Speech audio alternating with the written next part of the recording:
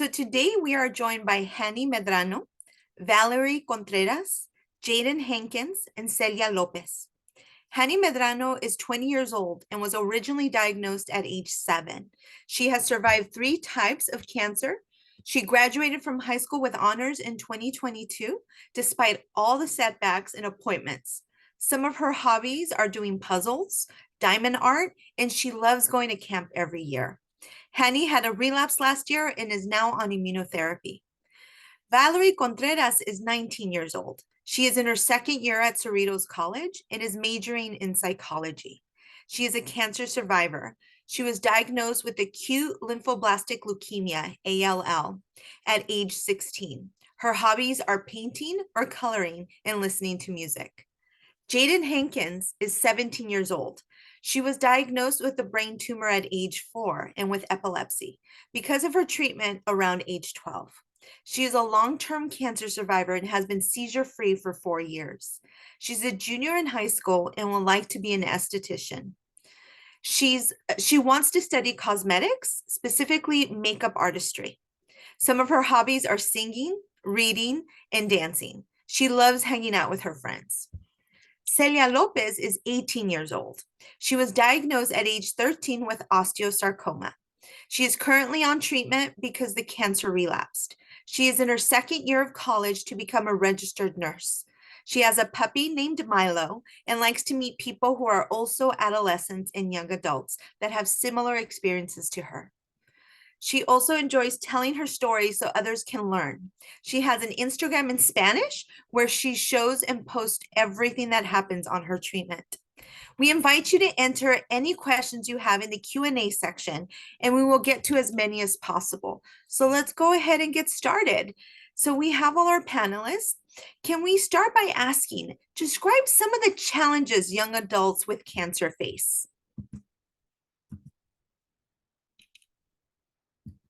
Feel free to unmute yourself and just answer whatever you feel. Young adults like myself facing cancer encounter a unique set of challenges that can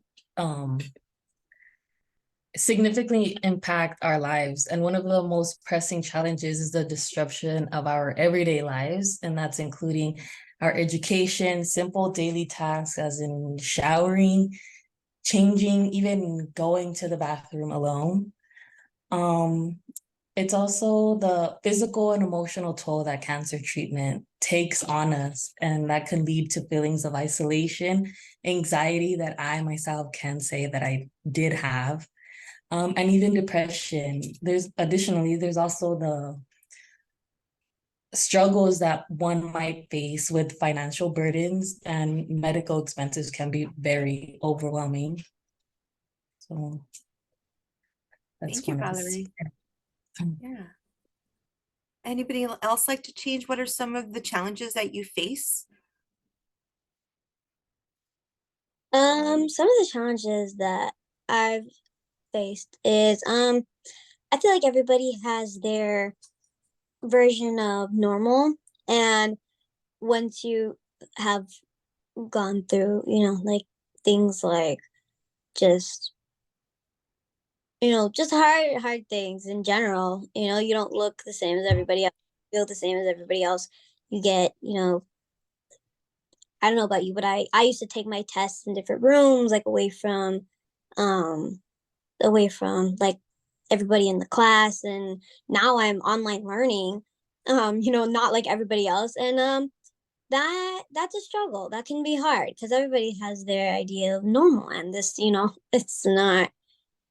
I slowly had to learn, that everybody, like, it's not just a normal. Everybody has their normal. So that's definitely a first time struggle.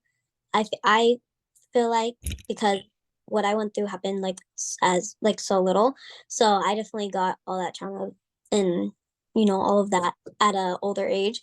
So it was it was a little bit of a struggle, and so I feel like other people who have struggled, when they were younger with their cancer and now have to face, life itself, I feel like that can be a struggle. Thank you, Jaden. Celia or Hanny, would you like to add what challenges you have faced? Um, well, for me, I think the biggest challenge is to learn how to live with the disease, with cancer, because you see your body begins to have change that we don't want. I think like emotionally, you start to question it will be worth everything I'm doing, and I think I'm well. We stop begin the person that you were before cancer, and you start making a new person. Yeah. Thank you, Celia. Honey, would you like to add anything about your challenges? Yeah, I would say that there's little or no help in college, especially for brain tumor patients. They offer you help. In college, they offer you help, but if the teacher doesn't want to offer you that help in the classroom, there's no other help. Yeah, that's definitely understandable, not having all those resources you need. College is a difficult time to begin with, let alone if you're going through something like cancer and not having your needs met. I am going to pass it off now to Dr. Baba to ask our next question. These ladies rock. I told you guys they were gonna rock. So the next question is, what if anything through this journey, your own individual journey, help you with those challenges that you mentioned? Some things that you found helpful, if you can talk a little bit about that. And the same way we'll, jump in as you wanna start and answering that question. In the face of these challenges, several things have helped me. And first and foremost, my strong support system was crucial, like my family and friends who provided emotional support. They lent a listening ear and even offered practical assistance, which made a significant difference. Also, I think it was also engaging in activities and hobbies that brought me joy. And I think from the difficulties of the cancer treatment and everything, it provided that much needed relief and also fostered a sense of normalcy that I think we all kind of needed, especially myself. In the hospital, I did a lot of arts and crafts, which I can truly say that helped me take my mind off of a lot of things. I got diagnosed while the whole COVID was going on. So for another coping mechanism was I decided to continue with school. So I would do school in the hospital and music. Music was also a big one. So. Great, thank you for sharing. Who else would like to go next? Yeah, I do want to piggyback off that. Music's definitely a good hiding place, just to get away, block everything out. Let your mind just kind of like, listen to what's being told to you instead of, what's happening around you. Another thing that helped me is yoga and meditation. Definitely just, grounding myself and letting myself, breathe and, be where I am, just sit like with me for, a while. Also, meeting other people. I can't explain how grateful I am for the opportunity to meet you guys. I've met all of you, Hanny, Valerie, Cecilia. I've met all you guys at the camp, and you guys, it made me feel less alone. So definitely, yeah, thank you guys, all of you guys, definitely. That's great. Thank you, Jaden. Thank you. Honey, I think you're unmuted. Would you like to go with?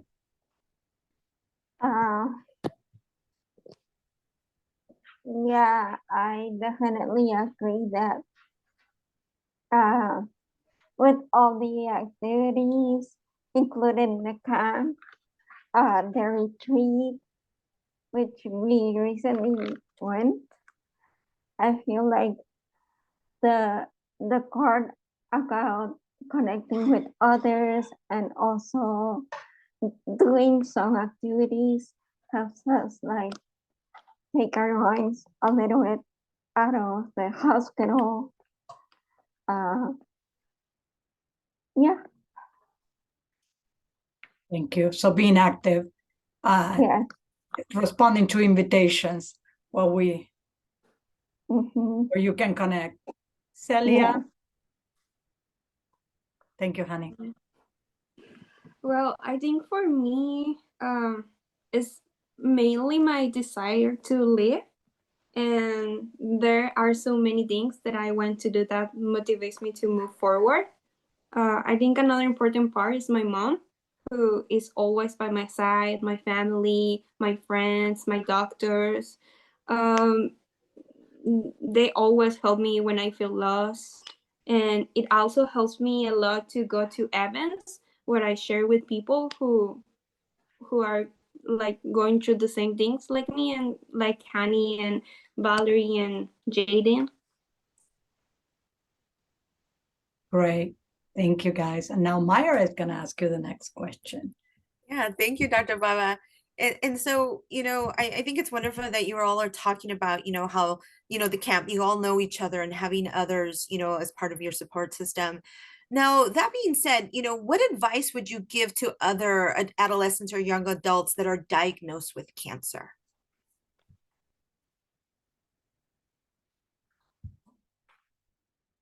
Well,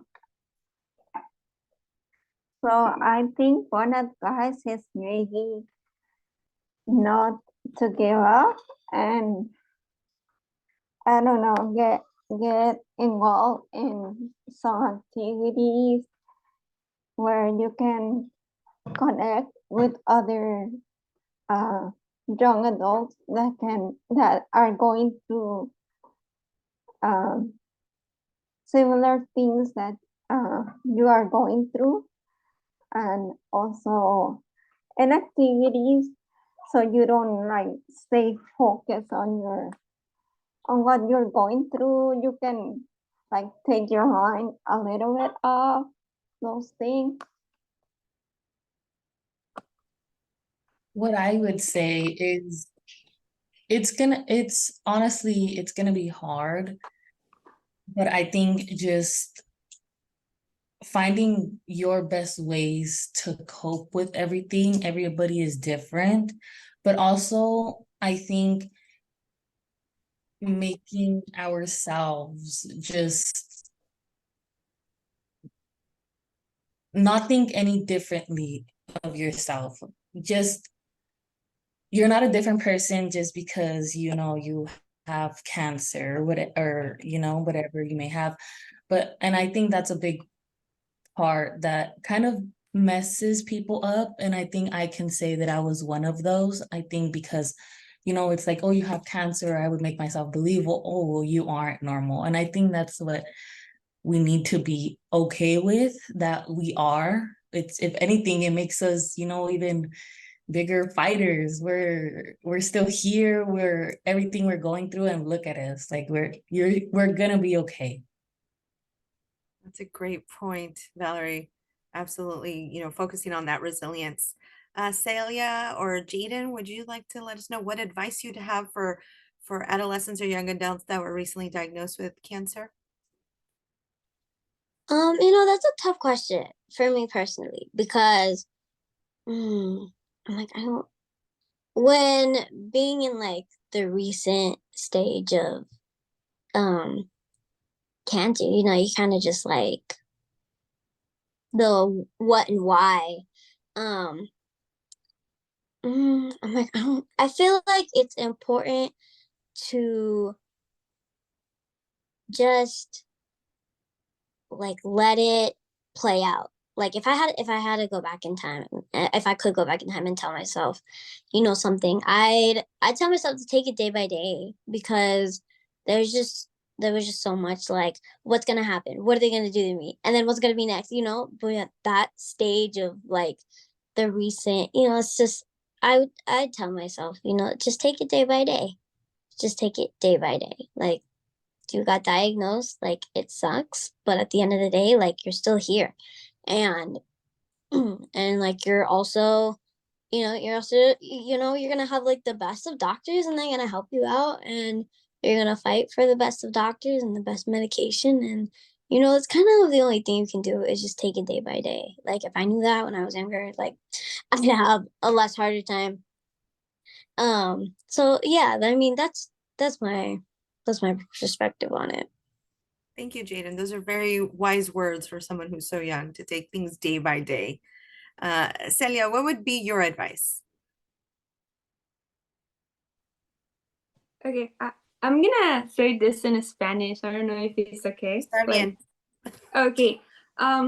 Yo pienso que pues que todos nosotros estamos haciendo todo lo posible para seguir sobreviviendo a esta enfermedad que tenemos, y pues nos sometemos a cualquier procedimiento y tratamiento con la esperanza de continuar aquí en este mundo y seguir compartiendo con las personas que amamos y con toda nuestra familia. Y, pues estoy de acuerdo con lo que dijo Valerie y Jaden, y ya, eso es todo. Yeah, thank you. Mayra, do you want me to interpret, or Sure. or you were going for it? No, go ahead. So for those of you that I told Celia, I'm by disclaimer, I do know these ladies and I think very highly of them and all of my patients. So I told Celia that anytime she wanted to switch, she could do it, because it's a level of comfort. So Celia, tell me if I'm missing something. So she said basically that, they go through all these difficult things and all these treatments with the hope that they will be alive and be able to stay with their friends and loved ones. And she very much is in agreement with other, what said in terms of what Valerie suggested, Jaden suggested, Hani suggested. Perfect. And it's a great segue now, since I'm going to give it back to you now, Dr. Bava, for our next question. I'm when you see me, I'm taking notes of everything that you guys said. So I think the other question that we have it for you is like, what was the most important lesson? You alluded, some of you already kind of like say, this is what worked for me or what I learned, but what would be the single one, if you had to pick one, the most important lesson you learned? It could be about yourself, or it could be about, something else through this experience. I think the most important lesson that I learned is the strength and resilience that I possess. Through the challenges I faced, I discovered my own inner power and developed a newfound appreciation for life and not taking anything for granted. I also learned how to prioritize my physical and mental well-being, and to seize new opportunities of personal growth. And I think this resilience becomes a guiding force in navigating the uncertainty that cancer brings, because you're very uncertain about a lot of things. And I think this resilience that you learned, it just makes you like, oh, I can do this. I can. And it makes you want to try harder for everything. And yeah. Well, something that I learned is to not let cancer, it's like to not let cancer stop me from doing right things, but to keep doing right things, and the cancer needs to adjust to my things, not me because of the cancer. Thank you, honey. That makes a lot of sense. I kind of want to piggyback off of that. It's important to not let cancer like consume you. I think is what Hanny was trying to say. Like it becomes a part of you eventually, but it doesn't define you. And I think that took me a long time to realize. And it took me a long time to get comfortable with that part of me, which is what, like, I've had multiple opportunities to go to this camp and meet all these people, but I didn't because I was scared. I was like, I went from, like I'm a cancer kid to like, yeah, I'm a kid with cancer. Like I had cancer, I beat it, and now, like it doesn't define me, and it's not gonna define any of you either. So I think that's an important lesson. Thank you. Celia? Well, for me, I think I have learned to have more resilience and to keep going. And honestly, I'm still learning for myself and for my friends. But I think the most important is the resilience. Yeah, you're all very resilient, so I will agree with that statement. So Maida, back to you. Yeah, I mean, those are some amazing answers. And, always like to hear that, people come out of this, feeling empowered and recognizing their own strength. So my next question for you all is, what are some services, resources, or opportunities you would like to see available to you in the community?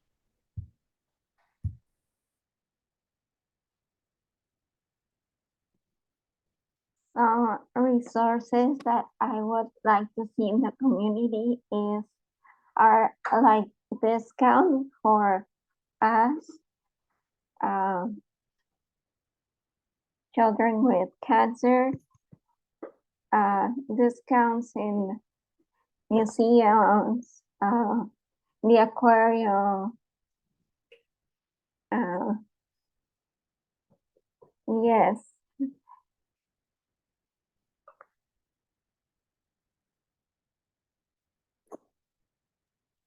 I know I'd love to see some focus groups, kind of, just because, there's a lot that comes with battling and, even the aftermath of having cancer and what, what you're left with. And sometimes it gets hard and you can't always talk to everybody about it because not everybody understands. So I think, the discussions that I've had with the people in my cabin, I really think that was really helpful. And I'd love to see more of that, just like purposefully, just like, what do you got to get off your chest? Like, tell us how you're feeling, like, who can relate type things. I'd love to see that. I'd also like to see, I'd also like to see it, like, just like progress, like after like maybe one group is done and there are smaller ones coming in and the smaller ones ask the questions and the older ones, they respond. I'd love to see that. So yeah. I think some services could be like educational resources and workshops that help young adults like myself continue our education and pursue our career goals despite the setback of cancer. Also, financial assistance programs can elevate the burden of medical expenses and provide a sense of stability, which I think we can all use. Also, offering recreational activities and events specifically designed for us young adults with cancer can create a supportive community where we can connect with others, like Jaden said, like our AYA retreat that just happened last weekend. Oh my God, it was so fun. It's just amazing being able to talk with people that understand in a way what we went through, all our stories are different, all of them. But I think in some ways, especially like the emotion, like mental, emotional, we can all really agree on many ways. And I think just the feeling of being understood finally, and just being able to talk with people that understand you. So I really love our AYA retreat. It's very helpful. It was so helpful. We loved it. We loved it. The biggest eye opener, it's a small thing, but it's a big thing.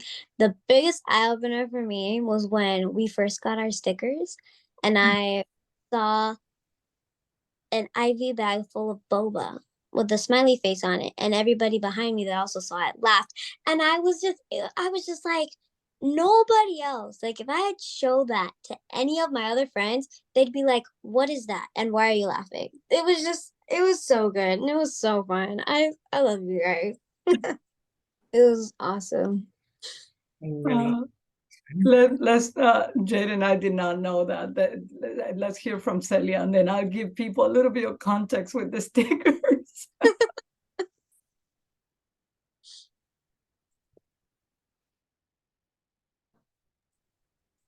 I don't know, Celia, you had something. I lost track who presented. It's okay. I'm gonna say this in Spanish too. Dale. Okay, for mí, yo pienso que deberíamos tener más ayudas en las escuelas, como lo dijo Valerie, pero sobre todo en los colegios, cuando uno ya está empezando los colegios, porque en este punto ya los maestros no como empatizan con las personas que están lidiando con cáncer o con ciertos problemas de salud y pues no entienden eso, de que pues estamos luchando por la escuela, por hacer nuestro futuro, pero al mismo tiempo estamos luchando al mismo tiempo por seguir aquí en la tierra, seguir vivos. Y es eso, que sean un poquito más empáticos y nos den las oportunidades de seguir estudiando y no solo de salirnos de la clase. Y lo digo por mí, pues porque he estado en el colegio y recuerdo que el semestre pasado tenía mi final de matemáticas y no pude pasar la clase porque me presenté con el dolor que estaba teniendo. Y la maestra solo me dijo que me saliera de la clase si no podía tener el dolor ni nada y no quiso empatizar un poquito. Pero más que nada eso en los colegios. So Celia is talking about, additional support primarily at the educational level. I mean, in addition to what everybody else said, but she's indicating the discrepancies of the level of support that they can get in the lower level in high school and below, and the lack of, additional support or bare minimum support that they get at college. So for them, it's super important. They're trying to move on and attend school while going on treatment, while keeping appointments, while being in pain sometimes. And she related one experience that she presented to take a final while in pain, and the only support was, well, you can leave if you cannot take the final. So the level of support that they get at the post high school is very limited and is hindering their ability to continue. So we have one more question, then we're going to open it up for the public. So what are some now you have here an audience and you have a chance to tell them what do you think are the best way to connect with adolescents and young adults to help you stay connected. A lot of you mentioned about how important was to have this opportunity to connect. And so what are the best ways to help you remain connected with others that get you?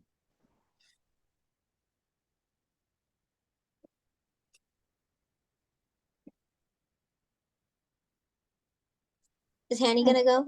Sure. Yes. Hanny's gonna go. Go, Hanny. I think some ways are camps and activities and events I would say that this events or activities should should happen in person. That way we socialize with each other. Great. Thank you, honey. I was gonna say, I think fundraisers are a great way to get people together and just to, to support a cause. And I think everybody, is always for that. And yeah, like Henny said, like events and definitely, definitely the retreats. That was an amazing experience for all of us. So yeah. I think as well, like Jaden said, support groups, social events like camp are very fun. And online platforms where young adults can interact. I think utilizing technology and social media can help bridge that gap that may prevent us young adults from physically meeting each other. So I think those are some of the ways. Right. Oh, well, I think for me, it's events, retreats, camps, and I don't know. I even think that they should do more camps for young people like my age, because when you pass 18, you don't have like a lot of events or a lot of camps because we are young now. So I don't know. I think it's important that like maybe do like a camping or we can go to a movie theater, or we can, I don't know, we can do something for young people. You're making total sense. So right now, I would like, before we open it up for, to people to ask you questions, people that are in the audience, I wanted to kind of like summarize a little bit some of the things that you guys said. So you have, all of you, amazing insight and advice, very mature, I would say. And again, I'm biased, I know you, and I'm very proud of all of you. I think you guys are very brave. I will agree with 99% of the things you say, because I can't remember the other 1%. But I think you mentioned, that all of you learned and took away that, cancer doesn't define you. You had to learn that, or maybe you had that understanding that you, and something that we say is, it doesn't change who you are. It may enhance it or make it better. But I think coming to that realization was very helpful. Taking the level of uncertainty is real. You do go through a lot of uncertainty. And, taking one day at a time, like Jaden was saying, it's very useful. It's hard to do, but it's very useful. But sometimes you don't have a choice. And I think you guys are master at that. And most of you spoke about this sense of resilience that you figure out that you do. You guys are warriors. You have tremendous resilience and resources within yourself, and also the people that surround you, family members, friends, and the community that you form. All of you talk about having opportunities to connect. And like Jaden was saying, that maybe it doesn't end only, or maybe you're not ready when you are on treatment. Maybe it takes years for you to be ready, but you appreciate having those opportunities available. And all of you sound like you want fun things provided to you, because that's what you do. Young people like to have fun. So it sounds like you want this, a safe space of having to connect and also to have fun, like you were saying, Celia. Movies, activities, events, and all of them talk about camp and retreat. They use both terms. I just want to help people understand. Most of them are talking about Camp Ronald McDonald, and they also talk about the AYA retreat that we have at Camp Ronald McDonald. And like Celia was saying, the camp it's not the camp, not the retreat. The retreat they can do until they're 21 and stuff, but with us. But the camp they can only attend while they are until high school. So that's what they're saying about now being available. But Camp Ronald McDonald is going to put a retreat, another camp for AYAs. They told us. And obviously we had a lot of fun this weekend, so it was. And the issue with the stickers, they were given stickers to decorate their water bottles. We have that for the first time this year. And I did not know that we're she's showing the water bottle, Jaden. I did not know there were there were some inspirational things. I bought these stickers, but they were not related to cancer or anything like that. So I love, Jaden, what you said, because absolutely all of these events provide a chance for you not to talk about it if you don't want to. It's like it's understood. It's like everybody there knows. So if you show a bag full of something, an IV bag, everybody knows they've been through it. So now I think Maria is going to open it up and moderate the questions that the audience may have for you.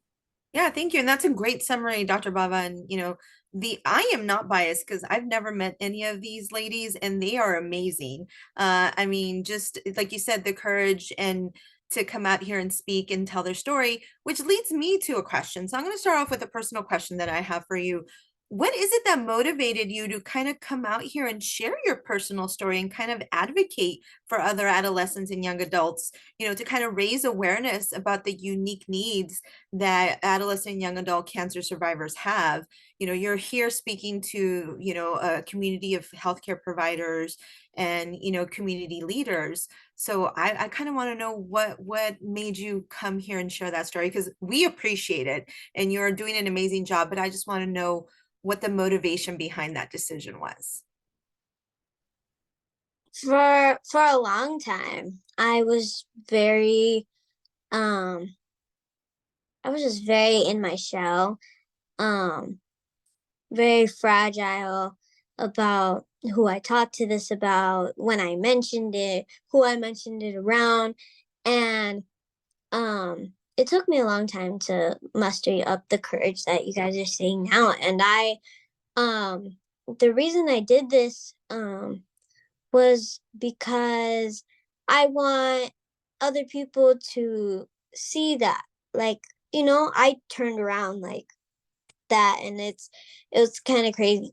Even I can't take it in fully, but like it's you can turn it around, and that's what I want people to see. I want people to see that you can make a turnaround, like you can be confident in in yourself and who you are now, like cancer or no cancer, like please be confident. And if you do have cancer or have had a cancer,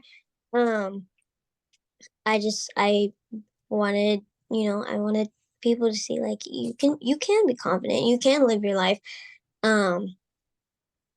just the way just the way other people do. So yeah, that's kind of the motivation behind everything, and definitely meeting everybody else, seeing everybody else, how happy all of you guys were at the retreat, and just being around you guys and feeling how happy I was at the retreat. And it was really cool, and it was really fun. And yeah, that's the motivation behind everything. Thank you, Janie. That's awesome. And that's confidence. And usually confidence comes with age. So it's kind of refreshing to see someone so young with so much confidence. I really admire that. Thank you. Anybody else? What motivated you? What I can say motivated me was just coming out and making other people know that may be going through something, that you aren't alone, as much as it feels that you're just stuck, because that's honestly how it feels, that you aren't alone. There's a lot of other people out here that are going through the same things. Of course, like I said before, all our stories are different. We all go through something different. But I think again, the whole emotional toll it takes on all of us. So I think what motivated me was to come and make everybody feel that you aren't alone and that you're more than just, your sickness or your illness. We're regular people. We still have goals. We still have dreams, and we'll reach them. Yeah, thank you, Valerie. That's so insightful, saying that, a lot of people do feel isolated, and for you to have the courage to share your story and your experience so that others don't feel so alone, that shows, how compassionate you are. And thank you. Thank you so much for that. Anybody else, Hani or Celia? Well, for me, what motivates me is being able to raise more cancer awareness and being able to support all that people that, that, yeah, support all that people that who are going through the same things, all of us. Yeah. Thank you so much. Yeah, and awareness is important, right? Because we do want to bring more awareness to the needs of adolescents and young adults. And I know earlier Dr. Baba talked about the lack of research, and so it's huge to build that awareness, to get more money to get into that research and more services. So thank you for being willing to share your story to raise that awareness. How about you? Yes, I would. Where something that when that made me want to share this is that it's for people to know what we are going through, and in the future maybe helping others that are going maybe through the same or similar things. Thank you. And that's so altruistic that you're doing it to help others, right? To make sure that others learn from your story or get something from you. They don't have to maybe endure, what you had to endure, because they can learn something from you. So I love that. Thank you so much for sharing that. Like I said, that was just my personal question, because I know this isn't easy having to share your story. And so I want to thank all of you for doing that. But now I know we did have some questions come in, right, Dr. Bava? Did we have a question come in?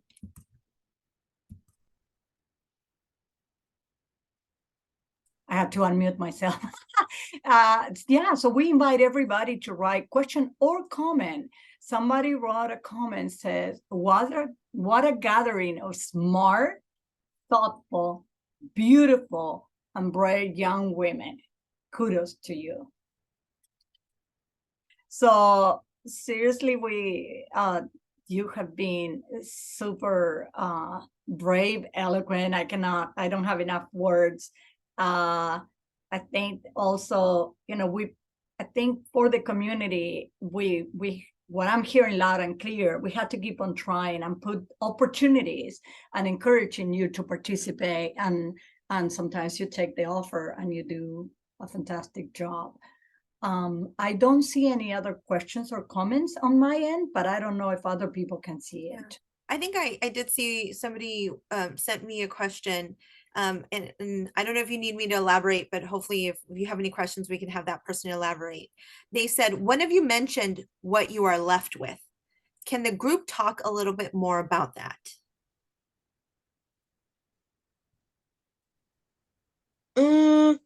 What we were left with. Can that be elaborated on a little more? Yeah, I'll ask the person who asked the question. Hopefully they can put it in the Q&A if they can elaborate on Yeah. what they asked. Oh, I have another question. Have any of you found resources or organizations that have helped you to connect to other young adults, both online and in person? So what are some things that you have utilized, have connected with, that have helped you either virtually or in person? If you can tell the audience that. You all mentioned camp. We got that one covered. So other things that you have utilized or found.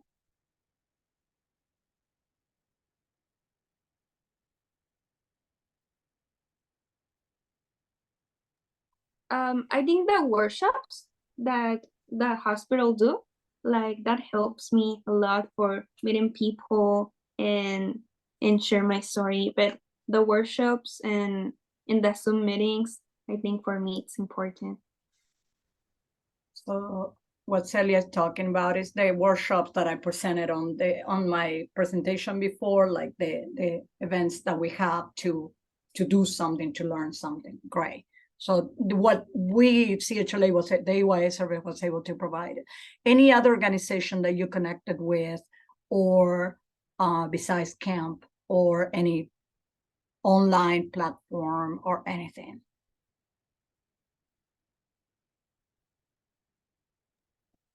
No? I mean, only I guess getting close to online, bridging off of camp, I think is just keeping that close connection with everybody you meet at camp and continuing talking with them, you know. So I think it's just keeping that connection close to with whoever you meet. Right. So not so much an organization, but what the offshoot of being provided with something in person, like we provide you with activities through the hospital and then through the AYA service, and then you make your own connections. That's great. We that's entirely up to them. The AYAs decide who they want to connect with, when they want to ask for phone numbers, give phone numbers. We so like in regular, not CHLA life, no, you have to make an effort. Anything else? Jaden, Hani, I know, Hani, you have experience with different organizations. I don't know if you want to share that with the public.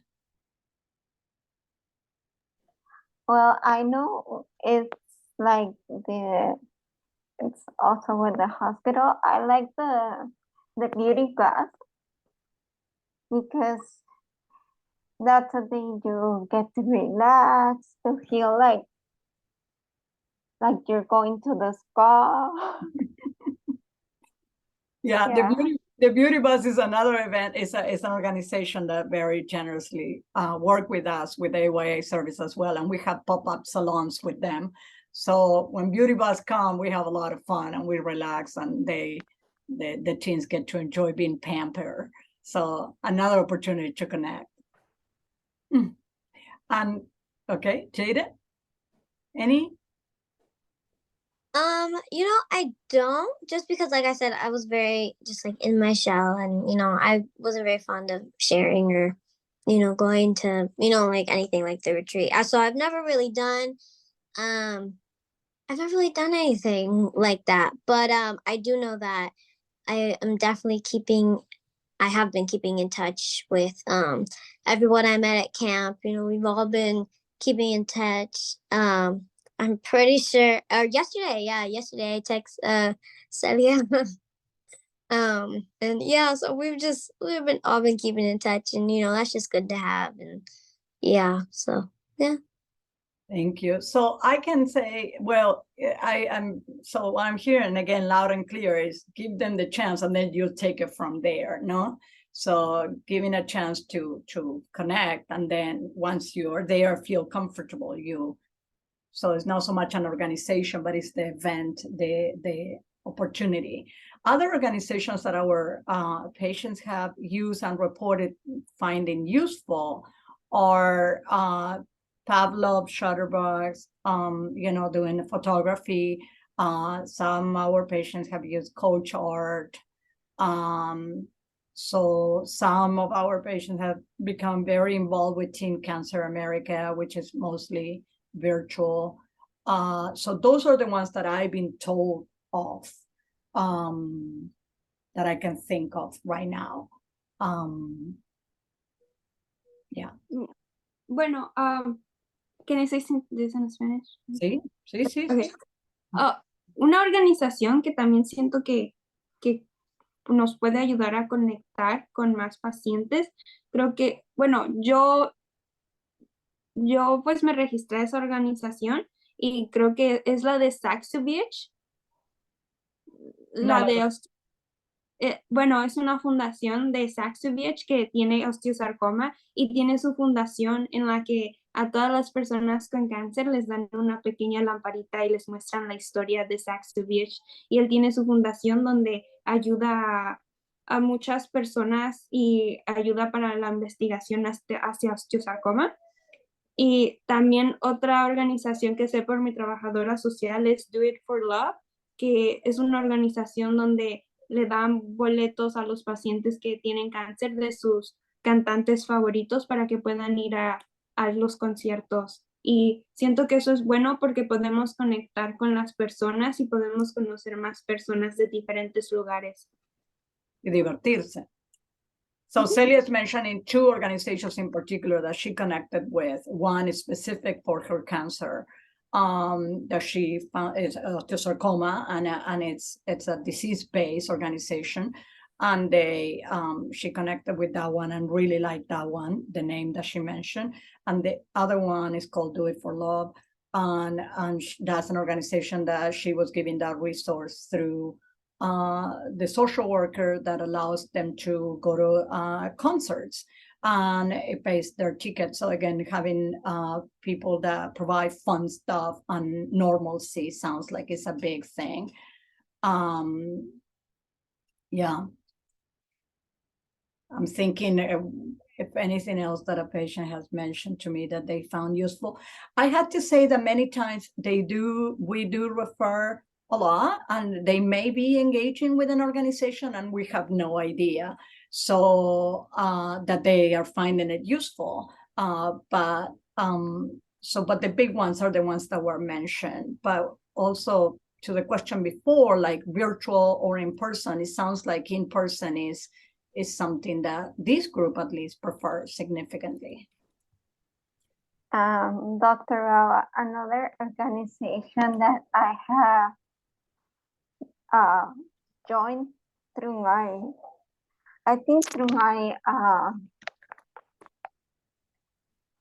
social worker is called CVTF. I think it's with younger adults. I think it's Children's Brain Tumor Foundation. Yeah.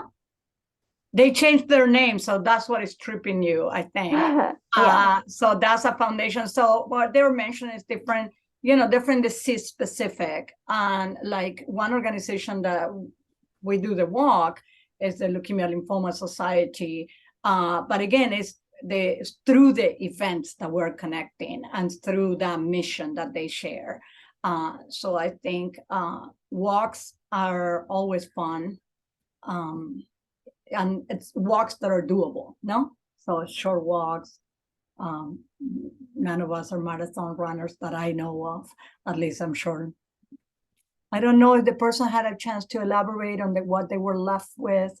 Not yet, but I do have two more questions that came in. Oh, great. One question is, in what ways, if any, have your friendships changed since your diagnosis? I actually, unfortunately, I did end up losing, my best friend in about, I think, middle school. It's very hard to find, just the right support. It was right when, I still, I was out of cancer and I was, I'd beaten it, but because of the expansion of my scar tissue, I was diagnosed with epilepsy, and I was kind of freaking out, seizures, and they're scary. And she wasn't ready to she wasn't able to handle that. Her shoulder wasn't strong enough.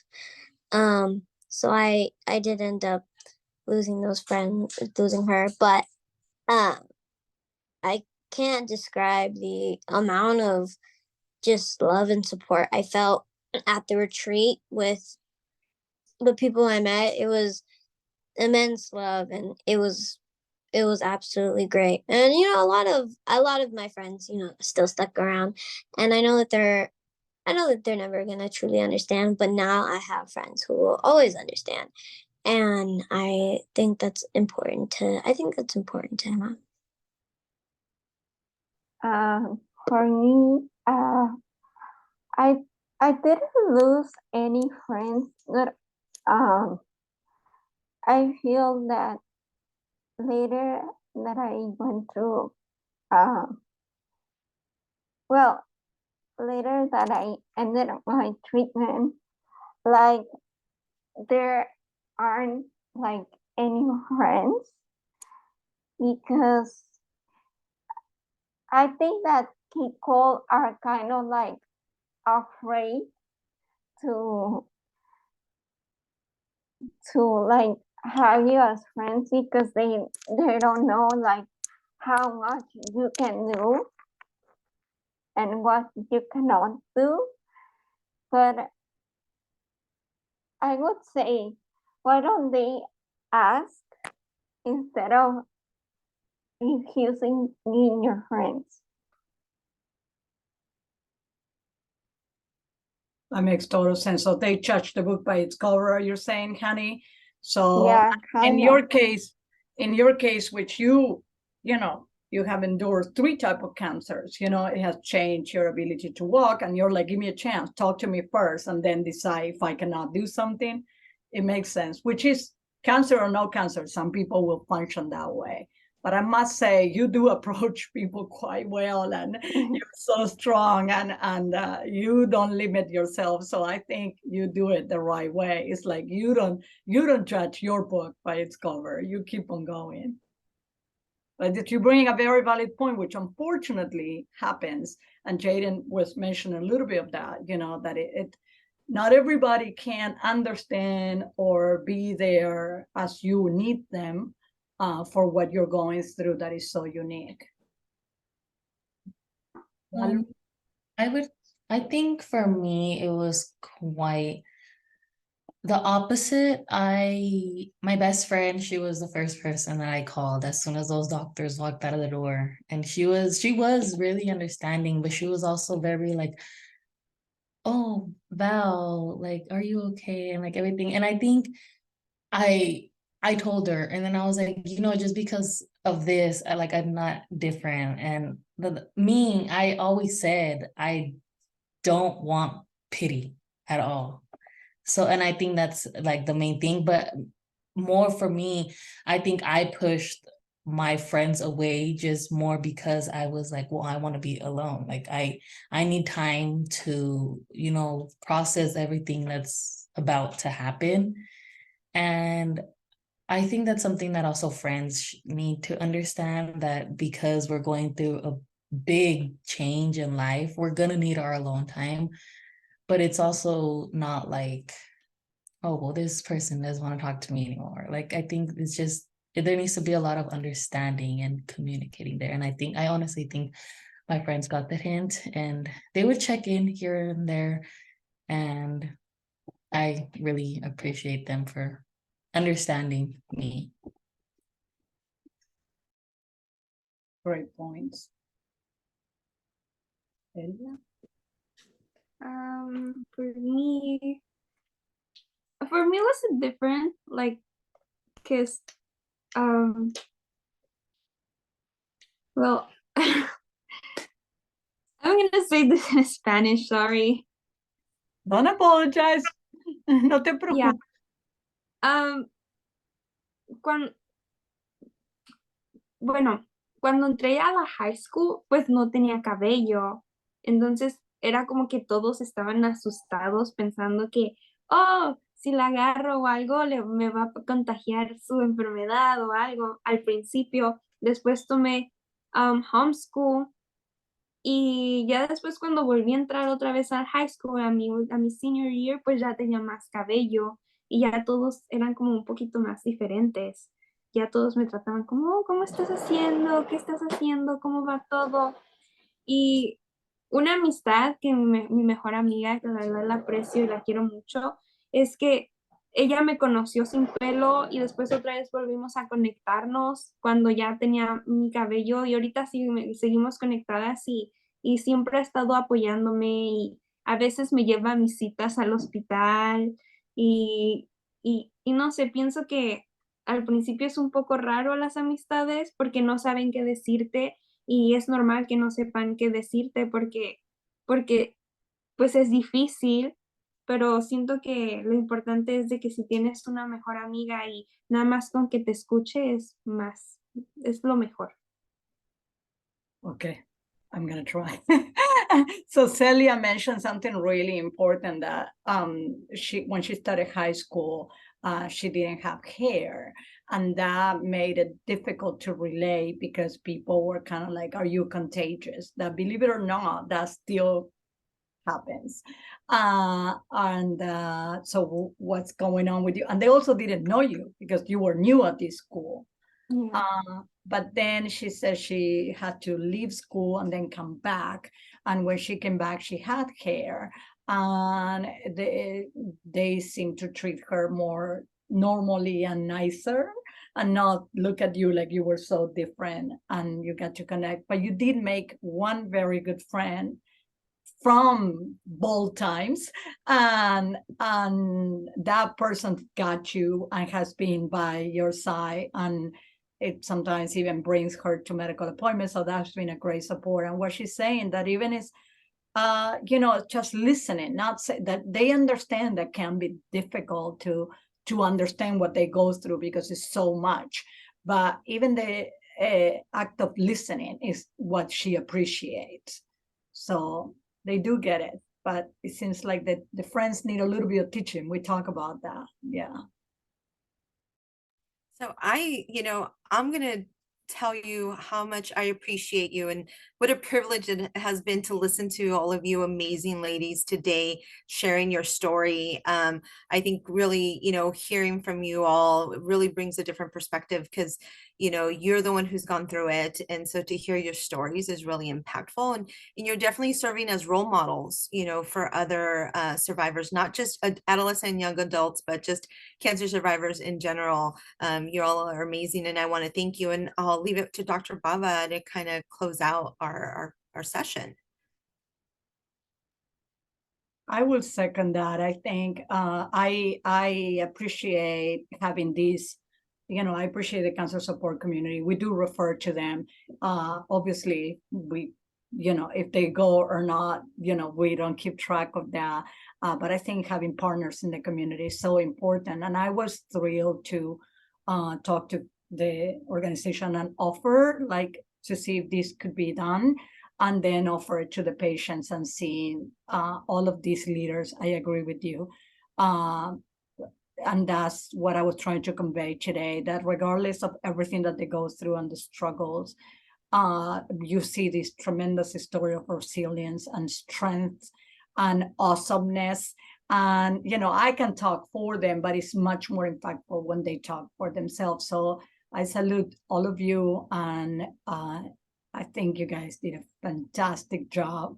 And thank you for educating I'm sure us if we were in all. person, they'd have a standing ovation. It just happens to be virtually today. And But this is my first time doing a panel like this with them.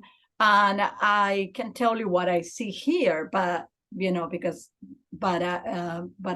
this is completely, I learn new things about you guys as well. And it's good to hear what works, what could be different. And like I was saying today, we need this feedback constantly, so we aim correctly, and you guys teach us all. I'm very glad this was recorded because I think other people, like you were saying, could benefit from this, including your care teams, listening to all your knowledge and wisdom. So I am very thankful for you guys to picking up the offer. yes, thank you all so much. And you enjoy the rest of your day. And to the rest of our attendees today, we're going to take a short break and we will be back with our next presentation at 2:15. Thank you.